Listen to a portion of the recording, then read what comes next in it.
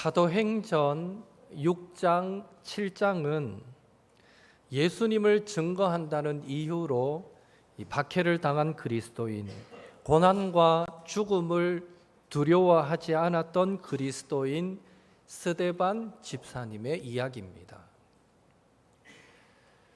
여러분, 스데반을 생각할 때 가장 먼저 떠올려지는 것이 무엇입니까? 먼저 스데반은 초대교회 최초의 안수 집사였습니다. 5절에 의하면 최초의 안수 집사로 세워졌던 7명의 사람들은요, 모두 믿음과 성령이 충만했다라고 기록하고 있습니다. 그들의 신앙, 그들의 경건의 능력은요, 거의 사도들과 맞먹는 수준이었다라고 보시면 됩니다. 당시에 민간의 사도들을 통해서 기사와 표적이 나타났지만요, 이 안수하여 세워진 7명의 집사들을 통해서도 그와 맞먹는 놀라운 일들이 일어났던 것입니다. 믿음과 성령이 충만했다라는 것이죠. 그 다음으로 스데반 하면 떠오르는 것은 돌팔매질로 순교당한 스데반은 초대교회 최초의 순교자였다라는 것이 떠올려집니다. 여러분, 산헤드린 공회에 붙잡혀서 재판받고 돌에 맞아 죽기까지 그렇게 된 이유가 무엇입니까? 사실 스데반은요, 뚜렷한 죄명이 없었습니다. 8절에서 11절에 의하면 부활하신 예수님을 메시아 그리스도라고 전했던 이 스데반은요, 은혜와 권능이 충만해서 민간의 표적과 기사가 많이 나타나자 어떻게 되겠습니까? 스데반을 통해서 예수 믿는 사람들이 많아지니까 이것을 지켜만 볼 수 없었던 유대인들이 스데반과 논쟁하기 시작했고, 아무리 논쟁을 해도 스데반이 지혜와 성령으로 말하니까 그 논쟁에서도 이길 수가 없는 거예요. 그러자 유대인들은 사람들을 매수해서 거짓 증인들을 세우고 스데반이 모세와 하나님을 모독했다라고 모함하게 했던 것입니다. 모세와 하나님을 모함했다. 결국 스데반이 최초의 안수 집사가 될 수 있었던 것도 성령 충만했기 때문이고, 최초의 순교자가 될 수 있었던 것도 성령 충만했기 때문입니다. 여러분, 순교가 영광이 맞습니까? 예, 아멘 소리가 작네요. 혹시 아멘 했다가 하나님께서 그렇다면 너도 순교의 영광 바꿔라 이럴 것 같아서 아멘 소리를 크게 못 하셨는 것은 아닌지. 사랑하는 성도 여러분, 괜한 걱정하지 마시기 바랍니다. 고린도전서 10장 13절에 사람이 감당할 시험 밖에는 당한 것이 없나니 말씀합니다. 순교의 사명요, 하나님께서 아무에게나 맡기시지 않습니다. 적어도 사도들같이, 스데반같이, 바울같이 성령 충만하여 기사와 표적을 많이 나타내는 그런 신앙 정도는 되어야 오늘 김병욱 장로 기도할 때 우리 목사님을 통해서 하나님 크신 능력이 나타나게 하여 주옵소서. 어쩌면 장로님 기도가 응답되면 저도 순교할 자격 정도는 되는 것 같아요. 그런 정도의 신앙은 되어야, 죽기를 각오해도 순교는 안 주어지는데 그 정도의 신앙은 되어야 순교의 사명도 맡겨주시지, 자기 신앙 하나 지키기도 버거운 성도들에게 하나님이 순교를 맡기셔요. 절대 그럴 일 없습니다. 요한복음 15장에 보면 예수님은 내가 너희를 사랑한 것 같이 너희도 서로 사랑하라 라고 말씀하시며 새 계명을 준다 하셨는데요, 그 구체적인 적용으로 바로 그 다음 구절에 사람이 친구를 위해서 자기 목숨을 버리면 이보다 더 큰 사랑이 없다 이렇게 말씀하셨어요. 친구를 위해서 자기 목숨을 버려도 하나님이 주님이 큰 사랑이다라고 인정하셨는데 복음을 전하다가 생명을 잃게 되면 주님은 그 순교를 얼마나 크게 여기시겠습니까? 계시록 2장 10절에 보면 예수님은 죽도록 충성하라, 그리하면 생명의 관을, 생명의 면류관을 내게 주리라 말씀하셨는데요, 죽는 것도 아니에요. 죽도록 충성해도 생명의 면류관을 씌워 주신다면 순교로서 충성을 나타낼 때 주님은 도대체 어떤 영광의 옷으로 입혀 주시겠습니까? 그런 의미에서 분명 순교는 영광이 맞습니다.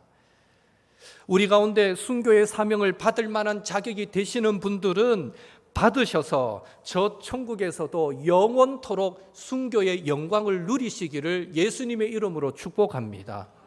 그러나 순교의 사명까지는 아니더라도 적어도 예수님을 믿는 사람, 적어도 예수님의 십자가 희생의 구원을 받은 성도라면 모두에게 요구되어지는 것 하나가 있는데 그것은 우리는 매사에 순교자의 신앙으로 살아가야 한다라는 것입니다. 가사 띄워주실래요? 같이 부르겠습니다. 만왕의 왕 예수께서 이 세상에 오셔서 만 백성을 구속하니 참 구주가 되시네. 순교자의 본을 받아 나의 믿음 지키고 순교자의 신앙 따라 이 복음을 전하세. 불과 같은 성령이여 내 맘에 항상 계셔. 천국 가는 그날까지 주여 지켜 주옵소서. 죽기를 각오하면 무슨 일인들 못하겠습니까? 이번 한 주간을 살아가실 때 불과 같은 성령님께서 우리 마음에 항상 계셔서 가정, 교회, 일터에서 순교자의 신앙으로 승리하시는 예수님의 이름을 높이고 하나님의 영광을 드러내며 살아가시는 우리 옥토의 모든 성도님들 되시기를 예수님의 이름으로 축원합니다. 우리 서로 인사하겠습니다. 순교자의 신앙으로 살아갑시다. 순교자의 신앙으로 살아갑시다. 그렇다면 스데반에게 이 최초의 순교자라는 영광을 안겨주었던 성령 충만은 구체적으로 어떤 모습으로 나타나겠습니까? 오늘 본문에서 스데반을 묘사하던 그 표현을 통해서 우리는 성령 충만이 무엇인가를 생각해 봅니다. 첫째로 성령 충만은 은혜 충만입니다. 8절 같이 읽겠습니다. 스데반이 은혜와 권능이 충만하여 큰 기사와 표적을 민간에 행하니. 스데반이 은혜가 충만하여. 여러분, 은혜의 반대말이 뭡니까? 은혜의 반대말 율법이라고 말할 수 있습니다. 율법은 완전한 행동을 요구합니다. 율법 아래에서 성도는요 늘 부족함을 느낍니다. 율법은 그 율법의 요구에 미치지 못하며 늘 우리를 정죄합니다. 그래서 율법 아래에서 성도는 늘 죄의식에 시달리게 됩니다. 결국 율법 아래에서 우리는 신앙의 어떤 기쁨도 누리지 못하게 되는 것입니다. 반면에 은혜는요, 예수님의 십자가 구속의 공로로 값없이 우리에게 주어진 것입니다. 그래서 은혜 안에서 성도는 예수님을 본받아 온유하고 겸손하고 이해와 사랑과 용서와 긍휼을 실천하게 되는 것입니다. 은혜는 사람들을 자발적으로 이끄는 힘이 있어서 은혜를 아는 성도는 주님의 일도요 기쁘게 감당할 수 있게 만듭니다. 또한 은혜는 사람으로 하여금 어떤 순간에서도 감사와 찬송과 기쁨과 소망이 넘치도록 만듭니다. 스데반이 은혜 충만했다라는 것은 결국 그의 삶이 율법 중심의 삶이 아니라 은혜 중심의 삶이었다라는 의미입니다. 은혜 충만, 성령 충만한 삶을 살았을 때 스데반이 얼굴이 어땠습니까? 주변 사람들이 볼 때에 천사의 얼굴처럼 보였습니다. 여러분, 흔히 성경에서 천사를 묘사할 때 어떻게 묘사합니까? 빛난 광채가 나는 것으로 묘사하잖아요. 스데반의 얼굴이 천사와 같았다라는 것은요, 그 주변 사람들이 스데반을 볼 때에 참 기쁨과 평강이 넘쳐서 마치 해같이 빛나는 그런 은혜 충만한 얼굴을 하고 있었다, 이런 의미가 될 것입니다. 옆에 분 보세요. 막 환하게 빛이 나는지 한번 보세요. 지금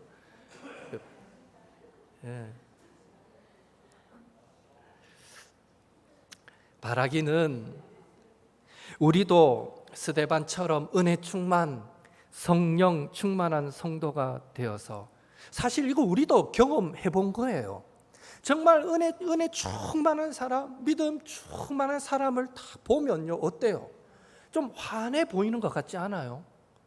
예, 실제 그걸 우리 느낄 수 있어요. 신앙 안에서. 우리도 스데반처럼 은혜 충만, 성령 충만하여서 율법에 얽매이는 형식적인 신앙을 탈피하시고 은혜 안에서 신앙의 참된 자유와 기쁨을 발견하고 매사에 온유하고 겸손하며 이해와 용서, 사랑이 그 심령에 가득하여 세상이 줄 수 없는 감사, 기쁨, 평강이 충만하게 넘치시고, 그래서 우리의 얼굴에서, 우리의 모습에서 환한 광채가 천사처럼 그렇게 흘러 넘치는 우리 옥도의 성도님들 되시기를 예수님의 이름으로 축원합니다. 둘째로, 성령 충만은 권능 충만입니다. 8절에 스데반이 권능이 충만하여라고 기록합니다. 여기에 권능은 성령의 능력을 의미하겠죠.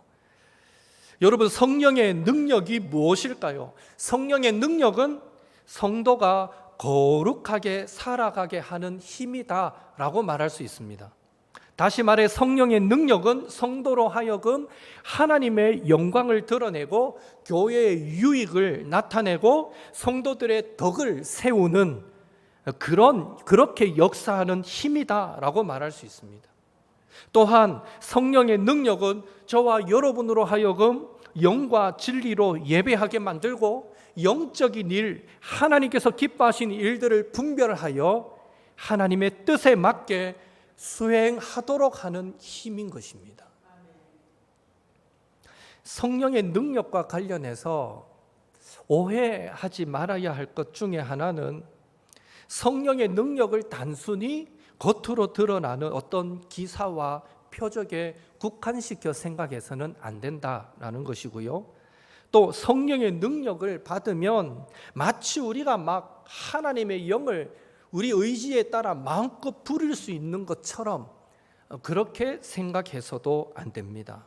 성령 충만하다라는 것의 성경적인 이해는요, 우리가 천사를 마음대로 움직이는 것이 아니라 성령께서 우리를 움직이시도록, 성령께서 우리를 다스리시도록 성령님께 온전히 맡겨진 상태를 의미하는 것입니다. 성령의 권능으로 충만하다는 것은요, 그만큼 우리가 성령님께 맡겨졌다라는 것을 의미하는 것이죠. 따라서 권능 충만, 성령 충만한 사람은 모든 것을 할 수 있는 사람, 대단한 능력과 은사를 소유한 사람이 아니라 우리의 모든 것을 성령님께 맡겨서 성령님께서 일하시도록 하는 사람인 것입니다. 자신이 능력자가 되는 것이 아니라 나는 부족하고 나는 연약하지만 순종을 통해서 하나님의 전능하심을 드러내는 사람이 바로 권능 충만, 성령 충만한 성도인 것입니다. 스데반은 바로 이런 성령의 권능으로 충만했기에 그도 우리와 동일한 사람이지만 그가 감당하는 일마다 그리스도 예수의 이름으로 기사와 표적과 능력이 나타날 수 있었고, 바울이 특별해서가 아닙니다. 전적으로 하나님께 맡겨진 삶을 사니까 그를 통해서 그리스도 예수의 이름으로 기사와 표적과 능력이 나타날 수 있었고, 그가 감당하는 일마다 놀라운 은혜가 흘러 넘칠 수 있었으며, 그를 위협하는 모든 세력 앞에서 바울은요 평안을 잃지 않았고요, 그를 주저하게 만드는 모든 환경 앞에서 결코 좌절하거나 절망하지 않았고, 예수님을 위해서는 죽음도 두려워하지 않는 그런 불굴의 용기도 보여줄 수 있었던 것입니다. 바라기는 우리도 스데반처럼 권능 충만, 성령 충만한 성도가 되어서 매사에 성령님께서 저와 여러분을 다스리시고 일하시도록 함으로 정말 내 힘으로 싸워서 이길 수 없을 것 같은 이 부조리와 절망으로 가득한 세상 속에서도 소망 잃지 않고 오히려 순종을 통해서 하나님의 전능하심을 나타내며 살아가시는 우리 옥토의 성도님들 되시기를 예수님의 이름으로 축원합니다. 세 번째로 성령 충만은요 지혜 충만입니다. 9절 10절 같이 읽겠습니다. 이른바 자유민들 즉 구레네인, 알렉산드리아인, 길리기아와 아시아에서 온 사람들의 회당에서 어떤 자들이 일어나 스데반과 더불어 논쟁할세, 스데반이 지혜와 성령으로 말함을 그들이 능히 당하지 못하여. 참고로 여기 9절에 보면 자유민들이라는 표현이 나옵니다. 자유민들. 이 자유민들은요 본래 유대인이지만 BC 63년경 로마 폼페이우스 장군이 예루살렘을 공격하고 이스라엘을 정복할 당시에 많은 유대인들을 로마의 노예로 잡아서 그들은 팔려가게 됩니다. 후에 그들은 해방되고 AD 19년에 세월이 많이 흐르죠. BC 63년경에 잡혀서 팔려간 유대인들이 해방되고 이제는 AD 19년경에 로마에서 추방당합니다. 이제 너희들 나가라. 아유, 더럽다. 로마 땅에서 나가라 하고 노예로 쓰려고 데려갈 때는 언제고 추방시켜 버립니다. 그때 그 추방당한 사람 중 일부가 다시 예루살렘으로 귀환하게 되는데, 그 귀한 자들과 살아있다면 그 귀한 자들과 그 귀한 자들의 후손을 자유민들이다라고 부르는 것입니다. 노예로 팔려갔다가 자유를 얻어서 돌아온 사람, 그래서 자유민들이라고 부릅니다. 문제는 역사적으로 보면 이 귀환한 자들의 후손인 자유민들을 이 본토 예루살렘에 살던 유대인들은 그들을 멸시했다라는 것이죠. 순수 우리 여기서 늘 자라서 아름답게 신앙생활한 사람이 아니라 이미 이방인의 노예로 팔려갔고 더럽혀져서 왔다 해서 그들을 멸시하게 됩니다. 또 하나 멸시의 가장 큰 이유는 언어 때문입니다. 로마로 헬라 문화권으로 팔려갔다가 그들의 후손이 태어나고, 보통 어떻습니까? 자녀가 태어나면 자기 모국어, 부모님의 모국어를 하기가 쉽습니까? 태어난 그 지역의 말을 하기가 더 쉽습니까? 당연히 태어난 그 나라 말을 하기가 더 쉽겠죠. 그러니까 이 귀한 자들, 자유민들은요 히브리어를 사용하는 것보다 헬라어 사용이 더 능통했습니다. 그래서 오늘 표현에도 보면요 그런 사람들의 회당이라고 나와요.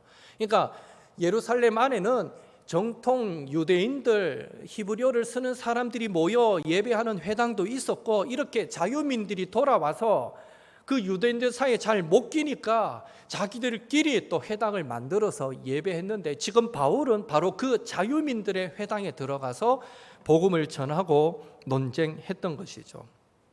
문제는 그렇게 헬라 교육을 받았던 사람들, 자기 나름 똑똑하다고 여기던 그들도 이 바울과 논쟁했을 때 도무지 이길 수가 없었던 거예요. 왜 그들은 못 이겼습니까? 10절에 분명한 이유가 나옵니다. 스데반이 지혜와 성령으로 말했기 때문입니다. 지혜 충만, 성령 충만했기 때문입니다. 여기에 지혜는 지식을 적용하는 힘이라고 말할 수 있습니다. 지식을 가지고 하나님을 기쁘시게 하는 힘, 그것이 바로 지혜입니다. 여러분, 사람이 지식을 가지고 있다 해서 모두 하나님을 기쁘시게 하는 것은 아닙니다. 그 지식이 하나님을 아는 지식이 될 때 하나님을 기쁘시게 만드는 것입니다. 따라서 지혜로운 사람은요, 자신이 가진 그 지식으로 하나님의 뜻을 분별하고 자신의 몸과 마음과 시간과 물질과 재능을 하나님을 위해서 적절하게 사용할 줄 알게 되는 것입니다. 지혜 충만하고 성령 충만할 때 자기가 가진 지식조차도 이렇게 하나님께 영광스럽게 쓰임받게 된다는 것입니다. 스데반은 이런 지혜가 충만했기에 그 지혜 위에 성령의 능력이 부어졌을 때 자유민과 더불어 진리를 두고 변론할 때에도 조금도 밀리지 않고 참된 진리를 전할 수 있었던 것입니다. 바라기는 우리도 스데반처럼 지혜 충만, 성령 충만한 자들이 되어서 하나님을 대적하는 수많은 비진리들을 접하게 될 때, 오늘날 얼마나 많은 비진리들이 우리를 유혹합니까? 모든 종교의 구원이 있다. 야, 예수쟁이들, 너는 예수만 믿어야 된다 하는데 저런 독선이 어디냐? 모든 종교의 구원이 있지. 뭘 믿어도 잘 믿으면 구원 받지. 이게 종교다원주의 아닙니까? 오늘 이 시대를 지배하는 생각. 그런 종교다원주의와 타고난 성이 아니라 자기가 선택한 성을 인정해야 한다라는 그런 주장들과 비혼주의, 동성결혼처럼 기독교적인 세계관으로 볼 때 이 잘못된 가치관들을 우리는 접할 때에 하나님을 아는 지식으로 그런 비진리들과 싸워서 이기시는 우리 옥토의 성도들이 되시기를 예수님의 이름으로 축복합니다. 더불어서 앞으로 이 세상이 점점 더 악해져서 성경적인 가치관에 근거한 이 전통적인 믿음을 고수한다는 그 이유 때문에 고발당하는 일이 생길지라도 아직 우리는 동성애는 죄입니다라고 한다고 고발당하지는 않습니다. 그러나 곧 그런 날이 올 수 있습니다. 이미 영국, 캐나다, 미국은 다 그렇죠. 자기 신앙을 고백했다가 그건 죄라고 말했다가 경찰에게 붙들리고 벌금형을 받고 재판을 받고 그런 사례들이 이제 비일비재합니다. 그래서 영국 이런 데 가서는 예수님을 믿어야만 구원받는다 함부로 말했다가는 감옥에 갑니다.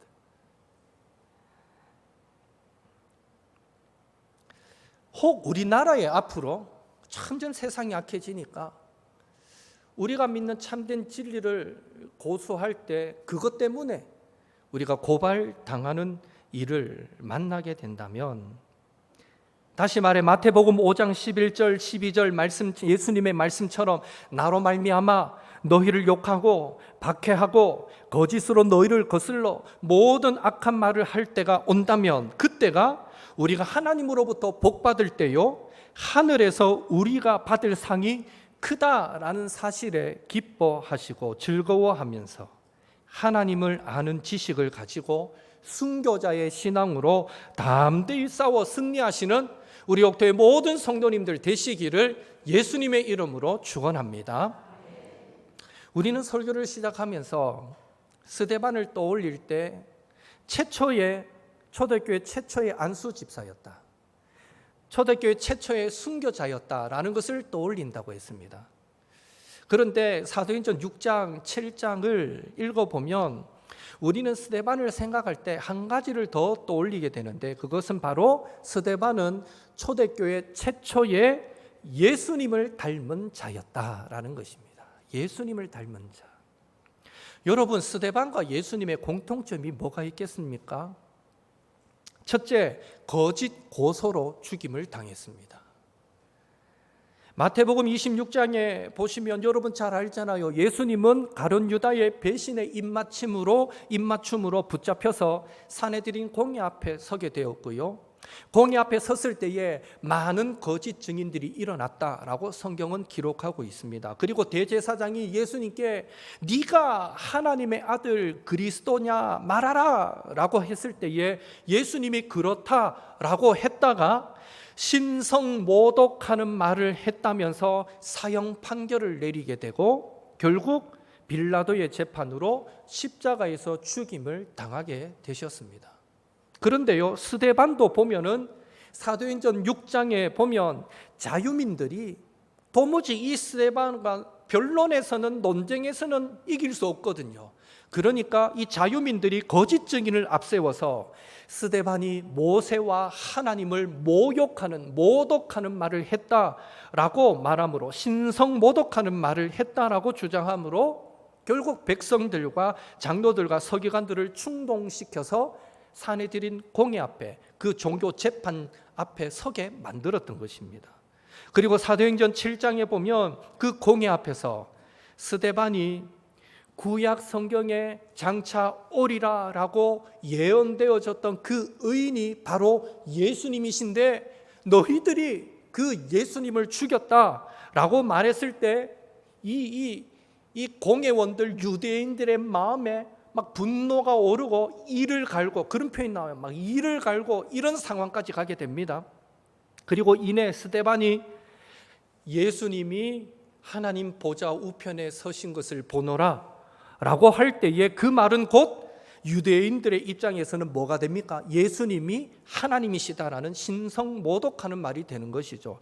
그 말에 막 백성들은 일제히 달려들어서 스데반을 성 밖으로 내치고 돌을 던져서 그렇게 죽였던 것입니다. 스데반도 예수님도 거짓 고소로 죽임을 당했습니다. 둘째, 예수님은 하나님께, 스데반은 예수님께 그의 영혼을 받아달라고 기도했고, 또한 예수님도 스데반도 자신을 죽이는 자들을, 그들이 자기가 무엇을 하는지 알지 못합니다, 그들의 죄를 용서해 주십시오라고 그들을 위해 용서의 기도를 올렸습니다. 셋째로, 예수님이 이 땅에 계실 때 항상 복음을 전파하시면서 하나님 나라, 하나님의 의를 구하고 드러내는 삶, 항상 하나님께 영광 돌리는 삶을 살았다면 스데반도요, 모든 순간에 오직 예수님만 증거하는 삶을 살았습니다. 스데반과 관련된 본문, 오늘 다는 읽지 않았지만 사도행전 6장, 7장에 보면 우리는 알 수 있습니다. 스데반은 유대인들이 모여있는 회당에 들어가서 예수님을 증거했습니다. 예수님이 구원자라고 증거하고 변론했습니다. 거짓 고소를 당해서 공회 앞에 섰을 때도요, 예수님을 증거했습니다. 심지어 유대인들이 이를 갈며 저놈 어떻게 죽일까 하고 이를 갈고 벼르고 있을 그 순간에도요, 예수님께서 하나님 보좌 우편에 서 계신다라고 말하면서 증거하게 됩니다. 자기를 변명하라고 준 그 시간조차도 예수님을 증거하는 시간으로 삼습니다. 심지어 돌에 맞아 죽어가는 순간 자신에게 돌을 던지는 자들을 향해 용서해달라고 했던 그 기도는요, 그 기도 소리를 듣는 자들에게는 예수님이 구원자시다 라는 가장 강력한 증거가 되었을 것입니다. 여러분, 예수님과 스데반이 너무 닮지 않았습니까? 이것은 성령 충만의 결과입니다. 성령 충만하게 되면 성도는 자연스럽게 예수님을 닮아가게 되는 것입니다. 우리도 성령 충만하여서 항상 예수님만 증거하고 주님만 높이는 삶을 아름답게 살아가게 되기를, 예수님 닮은 자의 삶을 살게 되기를 예수님의 이름으로 축원합니다. 함께 기도하겠습니다. 성령 충만하여 순교자의 신앙으로 살아가게 하옵소서. 성령 충만하여 은혜 충만, 권능 충만, 지혜 충만한 삶 살게 하옵소서. 성령 충만하여 예수님을 닮은 자로 살게 하옵소서. 하나님, 나를 성령으로 충만케 기름 부어 주옵소서. 이 시간 받은 말씀 붙잡고 좌우편 앞뒤로 계신 성도님들, 그들을 축복하면서 이 시간 함께 합심해서 기도하겠습니다.